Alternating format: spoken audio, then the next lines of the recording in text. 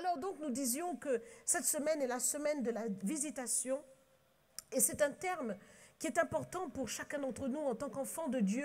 Nous avons besoin d'avoir une relation concrète avec le Seigneur, nous avons besoin d'être visités par le Seigneur. Et effectivement, Dieu est dans le ciel, nous sommes sur la terre, mais Dieu décide dans sa bonté de visiter son peuple. Et j'aimerais que nous puissions envisager l'aspect de la visitation déjà dans la situation dans laquelle Dieu le fait. Parce que c'est exactement dans les situations de détresse, dans les situations de danger, lorsqu'il y a une crise, une situation où il n'y a plus d'issue, alors c'est là qu'on a besoin du Seigneur d'une manière particulière. Et c'est exactement la même situation que n'importe qui peut traverser lorsqu'il se retrouve en danger, en situation où sa vie est exposée. Eh bien, sa seule issue est d'appeler au secours. Il a besoin de dire à quelqu'un, viens me secourir. Il a besoin de trouver un téléphone pour appeler les secours, pour appeler les pompiers, pour appeler quelqu'un pour venir le secourir. Et ce sont des situations dans lesquelles on ne peut pas s'en sortir par soi-même. C'est vrai que tous les jours nous gérons des situations auxquelles nous faisons front. Mais il y a un moment où parfois nous nous retrouvons véritablement dans une situation où il y a besoin de l'intervention d'une autre personne. C'est le cas, par exemple, lorsqu'on est malade. Lorsqu'on est malade et que cloué sur le lit, on ne peut pas faire un pas, alors on va appeler SOS médecin, on va lui dire passe parce que là, je suis en difficulté. Et on sait exactement que ce médecin-là, en fait, détient la clé du changement de notre situation. Parce que ce médecin a une connaissance, il a des traitements, il a le pouvoir par sa capacité, son pouvoir d'émettre des ordonnances, il a la capacité de pouvoir nous donner ce qu'il convient pour que nous puissions sortir de notre état.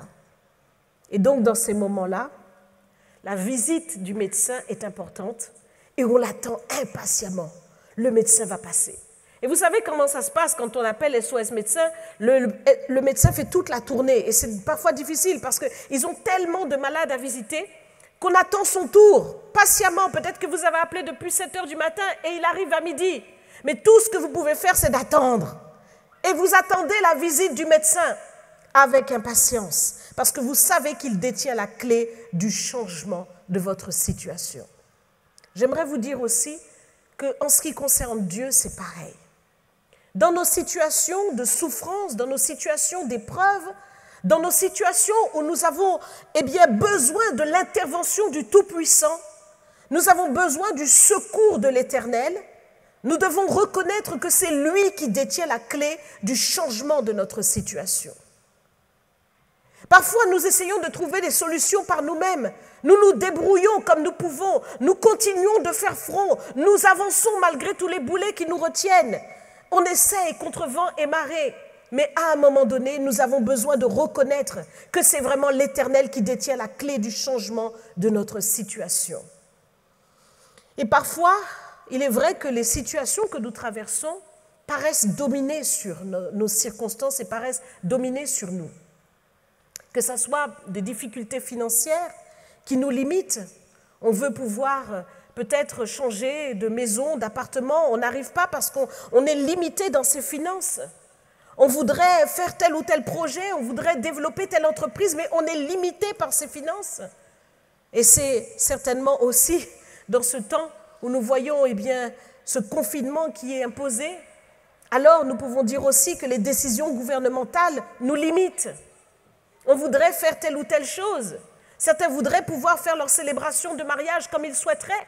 Mais effectivement, les décisions gouvernementales nous limitent. Parfois, nous voyons que nous vivons des situations dans notre santé qui nous limitent. Alors, dans ces moments-là, on oublie qu'il y en a un qui détient pourtant la clé du changement de notre situation. On voit nos réalités, mais on ne réalise pas à quel point Dieu est vraiment celui qui détient la clé du changement de nos situations. Parce que la parole de Dieu ne nous dit pas que nos situations dominent. La parole de Dieu nous dit que c'est Dieu qui domine. La parole de Dieu nous dit que c'est le Seigneur qui est le maître des temps et des circonstances. Il est le maître. C'est lui qui détient la clé des situations. Et quand nous lisons la parole de Dieu, j'aimerais tout simplement vous dire, mais allez poser la question à Daniel et il vous répondra. Daniel vous dira combien Dieu est vraiment le maître des temps et des circonstances. À cette époque-là, Nebuchadnezzar pensait régner, mais Dieu était au-dessus de lui. Nebuchadnezzar pensait qu'il pouvait faire ce qu'il voulait avec tous les sages dans son temps et aussi tuer comme il voulait Daniel et ses amis. Mais Daniel avait reçu une sagesse supérieure qui lui a permis de déjouer le plan. Mais il savait d'où venait cette sagesse puisque Dieu lui avait révélé des choses cachées à sa demande. Nous le voyons dans Daniel chapitre 2, versets 20 à 22. Daniel prit la parole et dit « Béni soit le nom de Dieu d'éternité en éternité. À lui appartiennent la sagesse, la force. C'est lui qui change les temps et les circonstances, qui renverse et qui établit les rois, qui donne la sagesse aux sages et la science à ceux qui ont de l'intelligence. Il révèle ce qui est profond et caché, il connaît ce qui est dans les ténèbres et la lumière demeure avec lui. » Donc si tu poses cette question à Daniel, il te répondra. Si tu lis ce passage, tu as ta réponse là, c'est Dieu qui domine. Donc ta situation n'est rien par rapport à la puissance de Dieu. Et j'aimerais vraiment que tu le réalises. C'est pourquoi, en fait, nous avons besoin de la visitation du Seigneur. Parce que Dieu est vraiment celui qui est capable de changer les choses. Et la visitation de Dieu, c'est exactement ça. C'est une intervention exceptionnelle de Dieu pour renverser une situation.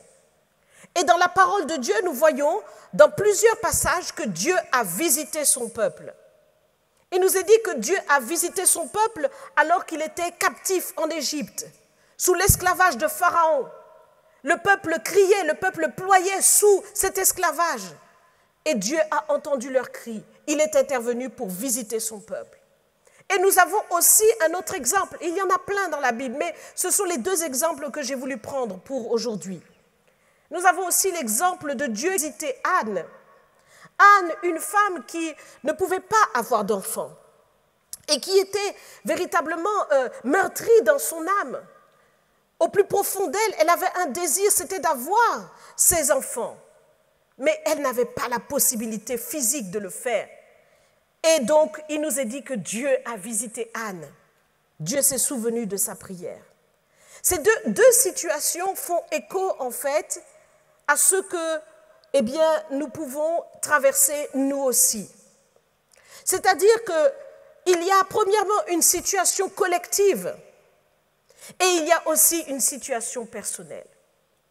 Dans la situation collective, j'aimerais pouvoir replacer en fait le contexte dans lequel nous nous trouvons, toutes les nations, mais aussi en France, nous, le peuple de France, où nous voyons combien nous pouvons être totalement en difficulté, mais aussi bien toutes les conséquences qui sont générées par les décisions qui sont prises sur un plan économique, sur un plan social, et toutes les difficultés que nous traversons aussi, puisqu'il y a comme, si je puis dire, une guerre de religion larvée en fait. Quelque chose qui se passe où le terrorisme veut terroriser ceux qui sont censés être libres dans un pays de liberté et de droit pour vivre tranquillement leur foi. Donc, c'est quelque chose de difficile. Ce sont des temps de crise. Mais dans ces temps de crise que nous traversons, il faut que le peuple de Dieu, il faut que les enfants du Seigneur, il faut que le peuple de la France crie à l'Éternel pour pouvoir expérimenter une intervention spéciale de Dieu. Il y a des décisions qui sont prises, dont on ne comprend pas toujours la cohérence et qui ont pourtant des conséquences désastreuses. C'est Dieu qui établit et qui renverse. C'est lui qui permet, c'est lui qui ne permet pas. Il n'y a rien qui se fasse que Dieu n'ait permis. Amen. Que ce soit le Covid, comme les décisions gouvernementales. Et nous avons besoin, en tant que peuple de Dieu, en tant que nation aussi, la France doit crier à l'Éternel. Nous devons crier à Dieu. Nous devons l'invoquer. Nous devons recevoir cette intervention du Seigneur. Donc là, ça c'est l'aspect collectif. Parce que Dieu a répondu au cri du peuple d'Israël qui était captif en Égypte parce qu'ils ont crié à l'Éternel. Le Seigneur a répondu. Et pareil aussi pour chacun d'entre nous, le Seigneur veut agir comme il a aussi agi pour Anne. Anne avait une incapacité personnelle à être épanouie. J'aimerais te placer dans cette situation où tu te poses toi-même la question, quelle est la chose dans laquelle je voudrais être épanouie et qui m'échappe?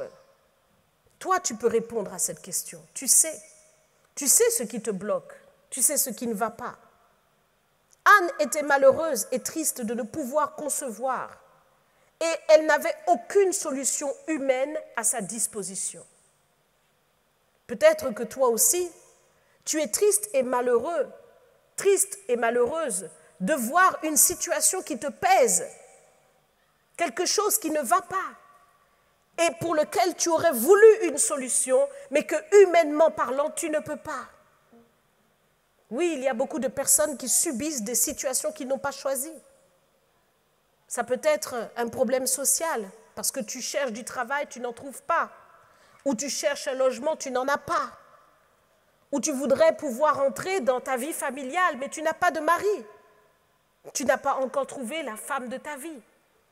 Ou tu as une situation de divorce qui te pèse. Ou tu vois que la situation de ta santé te pèse. Et cela te limite.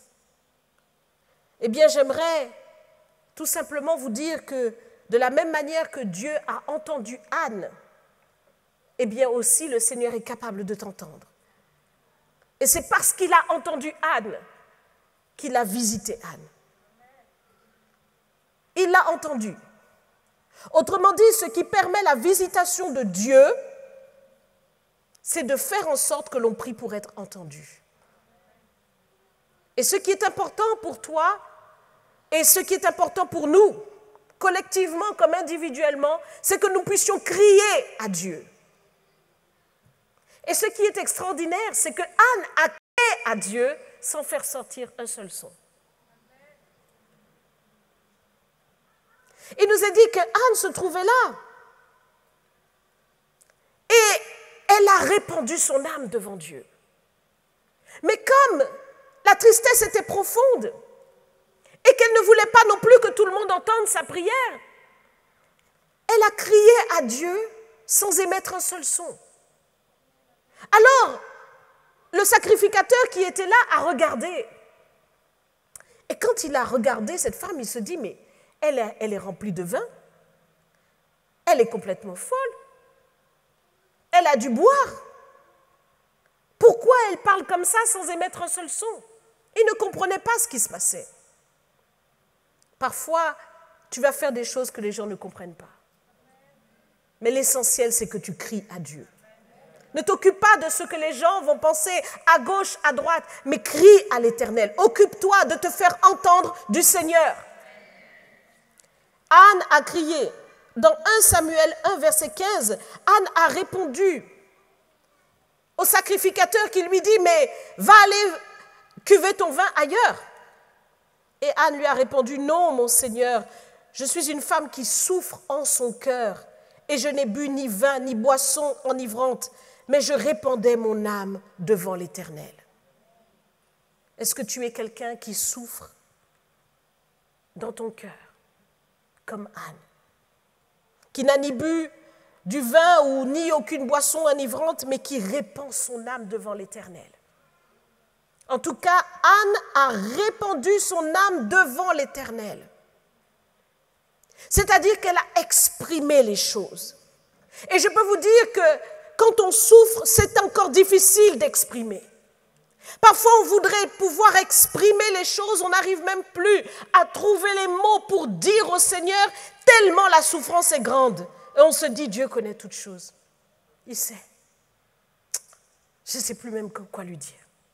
Est-ce que je parle à quelqu'un ce matin?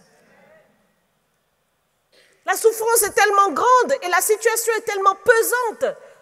Le cœur est tellement lourd qu'on n'arrive plus à exprimer la douleur que l'on a. Et on ne sait plus prier. Mais Anne avait une souffrance qu'il fallait qu'elle exprime. Et j'aimerais te dire que dans ta situation, il y a une souffrance que tu dois trouver le moyen d'exprimer à Dieu. Tu dois trouver le moyen de l'exprimer au Seigneur. Tu dois répandre ton âme devant Dieu pour que Dieu puisse agir. Et donc je t'invite véritablement à déclencher la visitation du Seigneur. J'invite le centre du réveil chrétien à déclencher la visitation du Seigneur. Les hommes, vous avez votre réunion de prière demain. Je vous invite à déclencher la visitation du Seigneur. Déclencher. Mais comment est-ce qu'on déclenche? C'est en criant à l'Éternel du cœur. Pas des prières dans la tête, mais des prières qui sortent du cœur où tu vas répandre ton âme devant Dieu pour dire à Dieu les choses qui te pèsent, pour dire à Dieu ce que ton cœur désire, pour supplier à l'Éternel afin qu'il voie, qu'il entende et qu'il agisse. Dieu a entendu le cri de Anne ce jour-là. Pourtant, il nous a dit que chaque année, Anne montait. Elle montait faire le sacrifice, chaque année.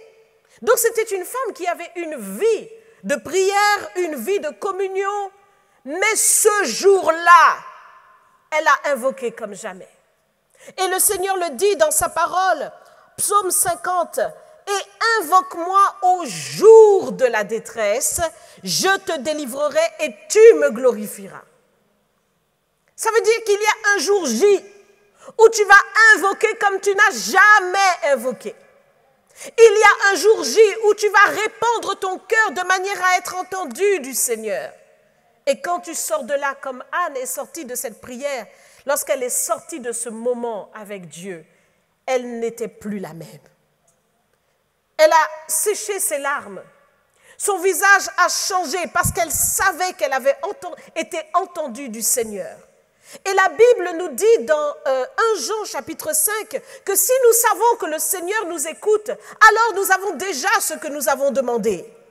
Donc ce qui est important, c'est que lorsque tu vas répandre ton âme devant le Seigneur, assure-toi que tu sois entendu, c'est-à-dire parle avec ton cœur. Oui, le Seigneur dit bien souvent, ce peuple m'honore des lèvres, mais son cœur est éloigné de moi. Il faut que ce soit ton cœur qui s'exprime, afin de déclencher la visitation du Seigneur. Qui veut être visité par Dieu? Alléluia. Alors, il faut parler avec le cœur. Alors, il faut que tu parles avec le cœur. Et c'est ce que nous voulons. Nous avons tellement de situations et de choses que nous voulons porter. Et en tant que peuple aussi, nous avons tellement de choses et de situations que nous voulons porter devant Dieu. Alors, nous allons le faire dès maintenant. Si tu es d'accord, acclame le Seigneur de tout ton cœur. Comme quelqu'un qui a saisi quelque chose, comme quelqu'un qui a compris quelque chose et qui va se positionner pour la visitation. Nous voulons une visitation puissante qui renverse les situations, qui change toutes choses, que les malades soient guéris, que Dieu intervienne, que le cri du cœur soit exaucé. Et Dieu veut le faire, il veut le faire. Il veut le faire. Demandez, dit le Seigneur. Demandez, demandez. Venez, plaidons, dit le Seigneur. Oh oui. Alléluia. Alors nous allons faire quelque chose ce matin. Je vais te demander d'élever la voix devant le Seigneur et de parler de tout ton cœur à Dieu. Je ne veux pas te conduire dans ma prière. Moi, je vais prier. Mais ce que je te demande, c'est que pendant que nous sommes là, toi aussi, tu exprimes au Seigneur le plus profond de ton cœur. Amen. Élève la voix et dis ces paroles au Seigneur. Répands ton âme devant le Seigneur. Et toi-même, tu sais. Ô Éternel, nous voici devant toi. Nous voulons te dire merci, Seigneur, pour ta parole. Car ta parole est vraiment la vie et l'éternité, Seigneur. Pour nous, Seigneur ô Éternel, tu as trouvé, Seigneur, le chemin de nos cœurs ce matin, pour que nous puissions répandre nos âmes devant toi, Seigneur.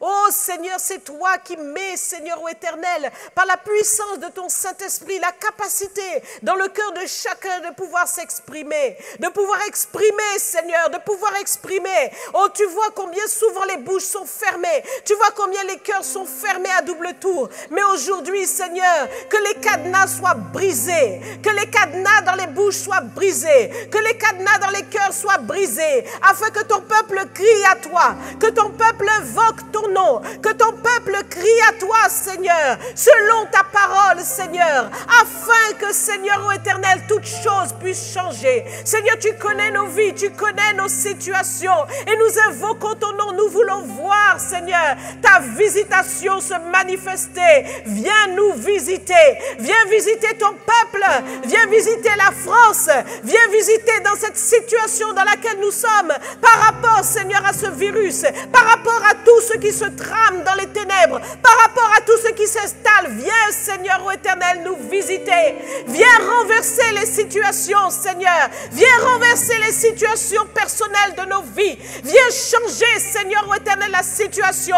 Vois dans ce foyer, Seigneur, où le couple est divisé, où le mari veut quitter sa femme, où, Seigneur ô Éternel, les enfants sont déchirés. Seigneur, étends ta main et glorifie ton nom. Vois, Seigneur ô Éternel, celui qui est sur son lit d'hôpital et qui souffre, Seigneur ô Éternel, interviens par ta puissance, Seigneur. Nous avons besoin de ta visitation. Vois, Seigneur ô Éternel, celle qui crie et qui demande un mari. Seigneur, agis par ta puissance.